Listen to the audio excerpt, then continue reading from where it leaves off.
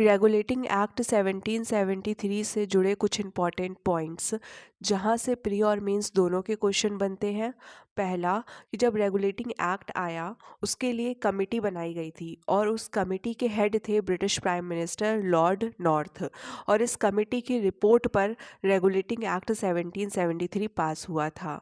इस एक्ट के बाद जो ईस्ट इंडिया कंपनी का एडमिनिस्ट्रेशन था, जो गवर्नेंस थी, वो ब्रिटिश पार्लियामेंट के कंट्रोल के अंदर हो गई थी।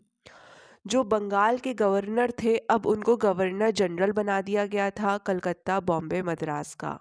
और इस एक्ट के अंदर वॉरेन हेस्टिंग गवर्नर जनरल बने, पहले गवर्नर जनरल बने वॉरेन हेस्टिंग। प्री में बहुत बार पूछा गया है कि रेगुलेटिंग एक्ट 1773 के अंदर कौन पहला गवर्नर जनरल बना, तो वॉरेन हेस्टिंग बने। फिर बहुत बार पूछा गया है कि सुप्रीम कोर्ट कब इस्टेब्लिश हुआ, तो 1774 में हुआ। इस एक्ट के आने के बाद कहाँ पर इस्टेब्लिश हुआ, तो कलकत्ता में इस्टेब्लिश हुआ। और बहुत बार पूछा गया है ये क्वेश्चन भी कि sir Elijah Impey first chief justice थे, तो ये आपको पता होना चाहिए।